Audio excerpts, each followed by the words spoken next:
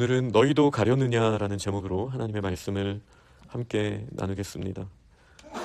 본문 바로 전 59절을 보면 지금까지 주님께서 주셨던 이 말씀이 가버나움 회당에서 가르치실 때 주신 말씀이라는 이 맥락을 알게 됩니다.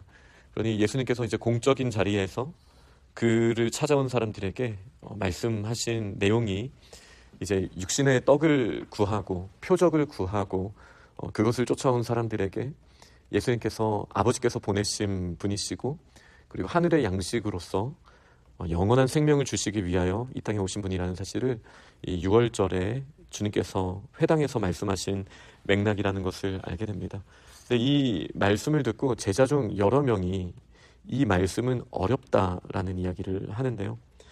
여기서 어렵다라는 말이 저희가 보통은 이 말씀이 어렵다라고 했을 때 이해하기 어렵다, 우리가 논리적으로 생각하기 어렵다라고 생각할 수도 있지만 오히려 여기서 표현된 단어는 받아들이기 어렵다라는 게 좀 더 정확한 말일 것 같습니다. 이게 거칠다, 너무 메말라 있다라는 맥락이거든요. 그러니까 그들의 판단으로 이 말씀을 흡수해서 나한테 유익이 되지 않는다라는 판단, 이 필터링이 있는 거예요. 우리가 하나님의 말씀이 어려운 이유가 뭡니까? 정말 우리의 머리보다 하나님의 지혜가 너무 커서 논리적이기 때문에 우리가 정말로 어려워하는 겁니까? 아니면 세상의 지혜를 하나님의 지혜보다 더, 하나님의 어리석음보다 더 크게 우리가 가치를 두고 있기 때문에 그 말씀을 받아들이기 어려운 건 아닙니까? 라는 질문을 우리 스스로에게는 해야 될 것입니다. 주님의 말씀은 달리 어려운 게 아니라 이것이 나에게 정말 꼭 필요한 말씀이다라고 나의 말씀으로 하나님의 말씀이 나의 살이 되는 것은 정말 마음을 완전히 활짝 열고 우리가 받아들이는 것은 쉬운 것은 아닙니다. 왜냐하면 우리의 마음 속에도 필터가 있고 우리의 머릿속에도 필터가 있기 때문에 어느 순간 걸리게 되죠. 여기까지는 하나님의 뜻이 아닌 것 같은데 예수님께서 그런 의도는 아니시겠지라고 생각하는 그런 부분들이 있을 수 있습니다. 예수님이 그래서 61절에 보면 이것이 너희에게 걸림이 되느냐라는 말씀을 하시는데요. 이 걸림이라는 말의 어원이 저희가 잘 알고 있는 스캔들입니다. 예를 들어서 베드로가 신앙 고백을 한 다음에 이제 예수님께서 칭찬하셨고 그리고 이제 십자가의 비밀을 알려주잖아요. 그때 이제 베드로가 그게 어려웠죠. 받아들이기가요. 내가 아는 예수님은 왕이신데 무슨 죽으신다라는 게 말이 돼? 내가 있는데? 이런 마음이 들었었습니다. 그래서 꾸짖으면서 예수님께 말을 하잖아요. 그 꾸짖다라는 표현은 거기서 예수님이 귀신을 쫓아내실 때 하셨던 표현인데 베드로가 예수님께 그런 태도로 얘기를 했습니다. 그런 일은 절대 일어나지 않을 것입니다. 라는 맥락으로 이야기를 했죠. 그때 사탄아 물러가라 하면서 하셨던 말씀이 너는 이제 걸리게 하는 자다. 걸려 넘어지게 하는 자다. 라는 말씀을 하셨는데요. 그게 이 스캔들입니다. 예수님이 주신 말씀이 제자들에게 걸림이 됩니다. 그리고 그 걸리는 상황이 되었기 때문에 이따 뒤에 보면은 많은 제자들이 그때로부터 예수님을 다시는 보지 않았다. 떠나고 다시는 그와 함께 하지 않았다라고 66절에 기록되지 않습니까? 예수님의 말씀이 분명히 원래는 디딤돌인데 그 창세기 28장에 있는 그 사닥다리요, 하늘과 연결되는 그 사닥다리요. 그런데 어떤 사람들에게는 그것이 허들이 되고 걸림돌이 되는 것이죠. 근데 예수님의 말씀이 걸림돌이 됐다라는 게 참 아이러니하기도 하지만 또 돌아보면 우리가 예수님께서 주셨던 많은 말씀 중에 사랑해라, 용서해라, 용납해라, 비판하지 말라, 판단하지 말라와 같은 이 세상에서의 관계, 굉장히 1차적이고 정말 내 손을 뻗으면 닿을 수 있는 거리에서 일어나는 일들이잖아요. 땅끝까지 이르러 증인이 되라, 제자가 되라라는 거는 너무 거대한 이야기처럼 들려지잖아요. 그러니까 오히려 주님께서 주신 그 거대한 이야기는 그 안에 우리의 다양한 상상력을 넣을 수 있기 때문에 걸림돌이 된다라기보다 오히려 일상에서 주님께서 우리에게 주신 그 말씀들이 큰 걸림돌이 된다라는 사실을 우리는 볼 때 정말 주님이 주신 말씀이 우리에게 걸림돌이 될 수도 있구나라는 것을 보게 됩니다. 그런데 또 한편으로는 이런 부분도 있습니다. 요한복음 16장 1절에 보면 이 똑같은 스캔들로 나온 표현이 있습니다. 제가 읽어드릴게요. 내가 이것을 너희에게 이름은 너희로 실족하지 않게 하려 합니다. 그 요한복음 15장에 있는 포도나무 비유와 아버지와 하나이신 분께 우리가 이제 가지로서 하나가 될 수 있는 그 주님의 말씀의 풍성함에 대해서 말씀하시고 나서 하신 말씀이에요. 내가 이것을 이름은 너희로 실족하지 않게, 걸려 넘어지지 않게, 스캔들 당하지 않게, 그렇게 하시기 위해서 말씀을 주셨다라고 말하시니, 우리는 이 두 가지 전혀 다른 역할을 하는 동일한 말씀에 대해서 생각해 봐야 되는 거예요. 하나님이 말씀을 주십니다. 그 말씀에 어떤 사람들에게는 걸려 넘어지는 돌, 어떤 사람들에게는 걸려 넘어지지 않게 하시는 말씀은 동일한데 왜 우리는 그 말씀 때문에 때로는 실족하고 그 말씀 때문에 때로는 실족하지 않을 수 있는 걸까요?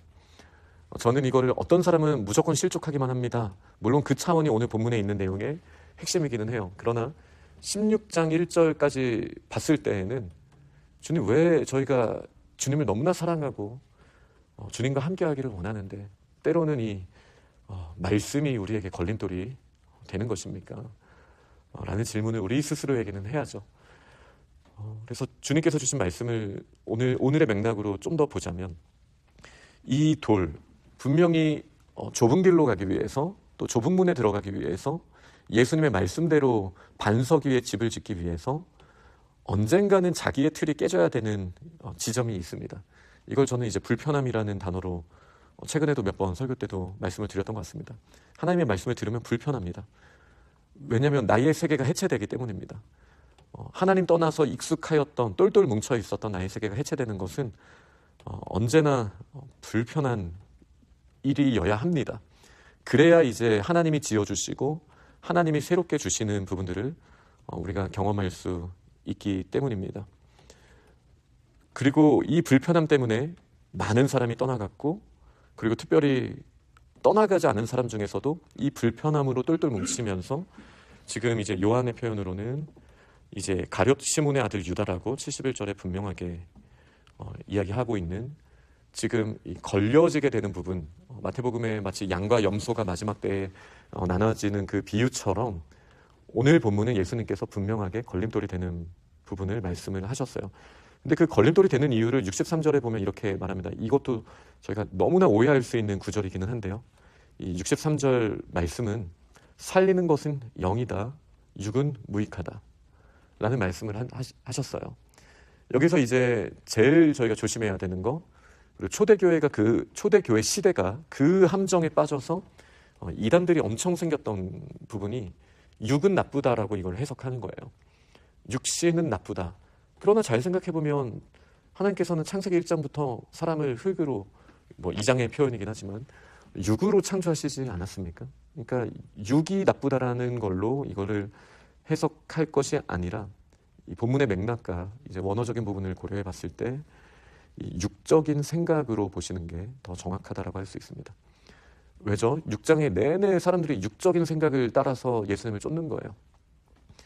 그들의 몸을 가지고 있는 게 문제가 아니라 영적인 존재이자 육적인 존재인 사람이 마치 그 노아 홍수 때 이전에, 예수님이 직전에 하나님께서 말씀해 주셨던 것처럼 이제 그들이 육이 되었다. 육신적인 생각만 한다. 영적인 존재임에도 불구하고 살리는 영에 관심 없고 하나님과 동행하는 것에 관심이 없고 육적인 것만 생각하고 있다라고 말씀하셨던 그것과 연결된다라고 보는 것이 더 정확하겠죠.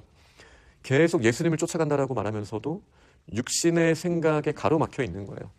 나의 틀에, 내 경험에, 내가 경험했던 모든 것들이 기준이 되어버렸기 때문에 이제 살리시는 영이신 예수 그리스도의 말씀을 거부하는 모습으로 오늘 본문이 나옵니다. 그리고 수많은 사람들이 떠나갔을 때 예수님께서 그 12 제자들에게 저는 이게 참 씁쓸한 표현이다라고 생각이 되는데요.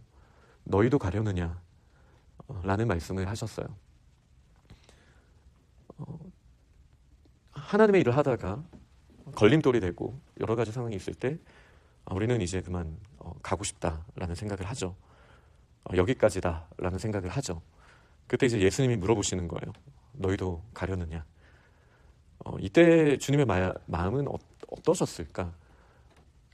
다른 게 아니라 예수님에게 모든 능력도 있고 이 땅에서 결국 십자가를 이루셔야 하는데 하나님의 말씀의 핵심을 말하면 말할수록 사람들은 예수님을 박해하고 비난하고 욕하고 떠나가고 버리고 이런 일들이 반복적으로 일어납니다. 그런데 떡을 조금만 주면 듣기 좋은 말을 하면 사람들은 막 몰려듭니다.